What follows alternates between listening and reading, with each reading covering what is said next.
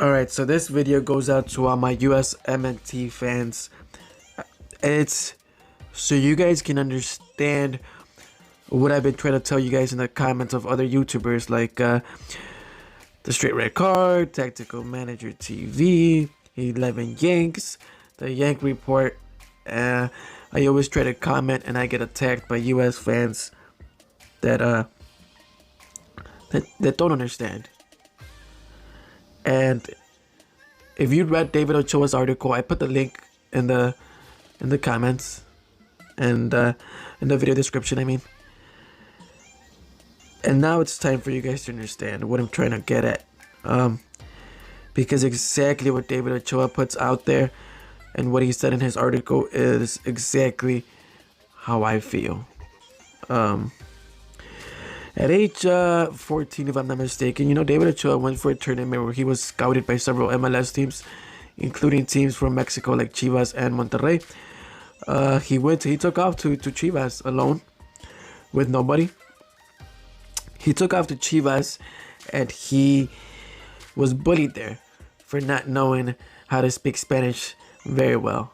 You may think you know how to speak Spanish until you go into an environment of real Mexicans that came from Mexico, and then you get made fun of, and that got to him because he kept thinking about that as well. That kept coming back to him too. The players would make fun of him and he would get sad. And I was doing construction for about a year, and working with real Mexicans, they bully you, and I know how it feels because they told me I didn't know how to speak Spanish, and they told me I'm not Mexican, I'm American. And it's kind of hard working with these people because they prefer a real Mexican. But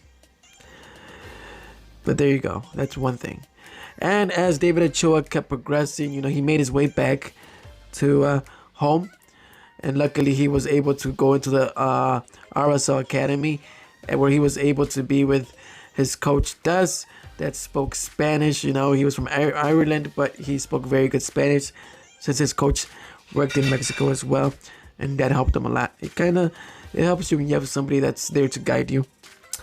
With him being there, he was able to go to the youth national teams for USA, where he met with Ted Ramos, and where he was with players like Julian Araujo, Uli Yanez, Sebastian Soto, Alex Mendez, Richie Ledesma. And that U19 World Cup where USA did very well.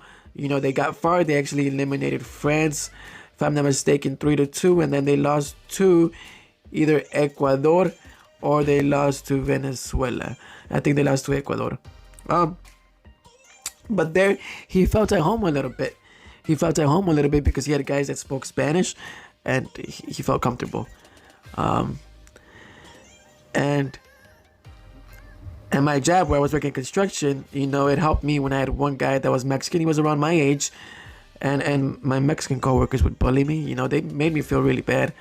Not just because of my Spanish, but because the work ethic. Mexicans work different. I know I'm a hard worker because I myself made state for wrestling, and I did very well. I would say for somebody that started wrestling at freshman year. Americans here know that there's sports here that a lot of kids start at age 5, and then you can't afford to wrestle year round. You can't afford to play golf year round. You can't afford to really play baseball year round or hockey. There's just those sports where your parents, if they make decent money, they're able to put you in that year round at such a young age. And wrestling is one of those. But yeah, so he was with the Mexican players, and it helped them a lot. And his coach was Ted Ramos, and that helped him feel comfortable. And at the time, he didn't know he was depressed, but he as he got older, he started realizing he has a little bit of depression. Not only that, guys, David Ochoa grew up in California, where he was basically he lived in the suburb where it was all Mexicans. He went home to eat tacos and eat tortillas and watch Liga MX, where he grew up watching Liga MX. And I've said this in several comments in other people's videos. I root for Mexico because I grew up watching the Mexican League. I grew up watching Osvaldo Sanchez, Bofo, Medina, Omar Bravo, Juan Carlos Cacho, Pinto, Chaco Jimenez, From 2002 and up, I was able to watch Liga MX for free because they didn't show MLS games. They didn't really show USA games on TV because the only thing that was free was Liga MX and Univision and Telemundo. Telemundo would show the Mexican national games and they wouldn't show no American games. So I'm sure that's what he grew up with. He grew up watching Chivas. He roots for Chivas just like I do, and those are his heroes. And then Greg Berhalter started calling him up, and they had several games, the Nations League. They had they even had a friendly after that where it was in his home team's stadium, where you would think Greg Berhalter would at least put him a few minutes, and Greg Berhalter gave everybody minutes except for him. And he says it himself, it's a little tougher to be a goalkeeper and get minutes, but you would think, and I honestly would think as well, that if a player is gonna play at home, at least put him 15 minutes. And he said Greg Berhalter didn't even give him that. And Greg Berhalter, obviously Horvath, Stefan, and Turner are better than him, but come on, you're gonna give him minutes. And he thought like he deserves some, and I feel like he feels. Guys, let's be honest, and if you guys don't have a real job, you might see it when you get older. If you're American and you have American owners of a company, you might have people who are way better workers than you, but because you're American, they're gonna give you a little bit more privileges. Same as if you're Mexican. If your boss is Mexican, you're gonna get better privileges. I've been in both sides, but we all know here that in Illinois, big companies are run by American people, and I know that I was a better worker than a lot of people, and Americans were chosen over me or given better pay, having the same job experience as me. Vice versa, it can be both ways. In high school, when I wrestled, I started as a freshman. I lost every match, but eventually I made state. Not a lot of people make state here in Illinois, and I made it. My team, I grew up in a suburb where it's mostly, the wrestling team was mostly Americans, white guys, and the Mexican guys that wrestled were guys that I helped bring onto this team, and it kind of helped when I had Mexican teammates. But whenever I would wrestle and I would see a little Mexican kid at tournaments and such, I could tell they would look up to me a little bit, and that's how it is,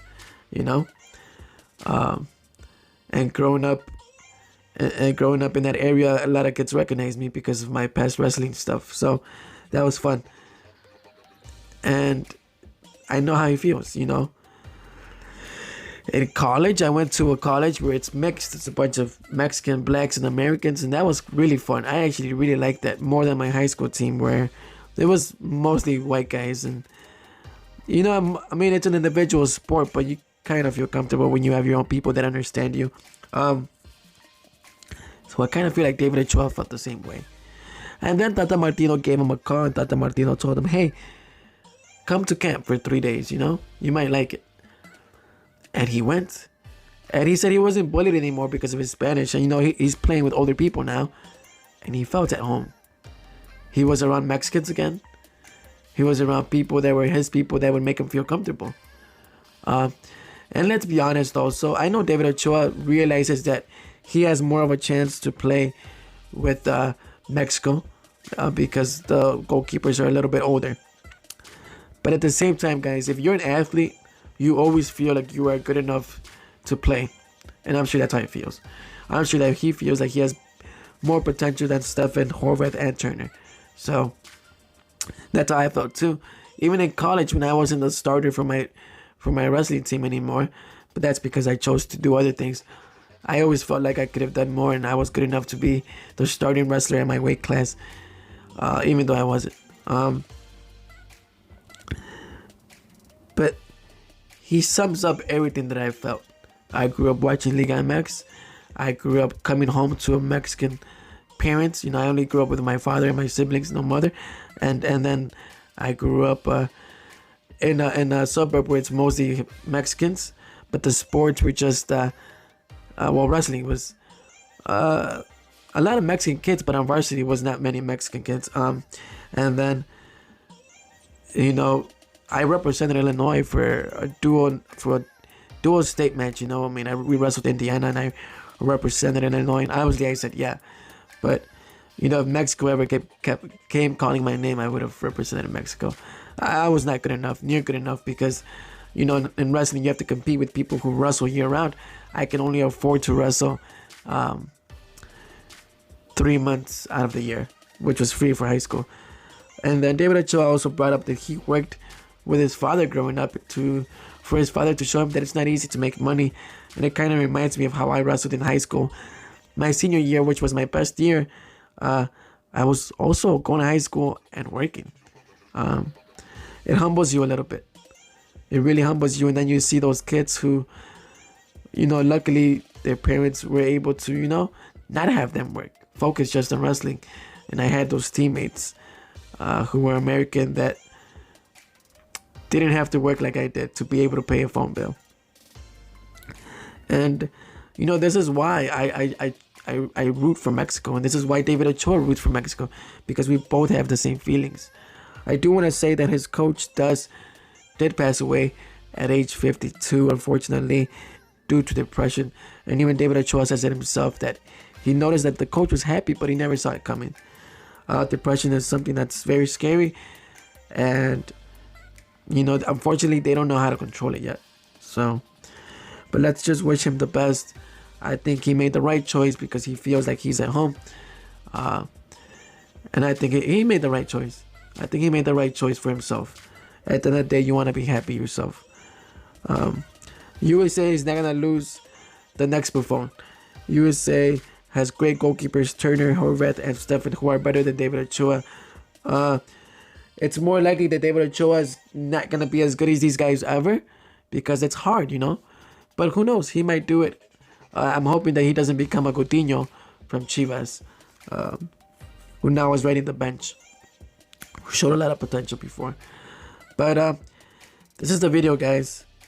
I hope you guys understand why guys like him choose Mexico. I know a lot of you fans don't understand what we feel, and I hope this makes it a little bit more clear. I want to bring up the Mexico victory after Trump got elected for president, and Mexico didn't win in the U.S. for a while. Yes, USA didn't qualify for the World Cup, but if that phantom goal from Panama would have not, if the referee would have seen that it didn't go in, USA would have made the World Cup. So what I'm trying to say is, little motivation like this helps you out. And I'm sure when Mexico beat USA 2-1 here with the last minute goal from Rafael Marquez, I'm telling you, Mexico hit the post in that game 2 times, plus the 2 goals they made. So just a little bit of motivation of how us Mexicans feel when we play the US. It's a rivalry far beyond the green field. I'll see you guys later.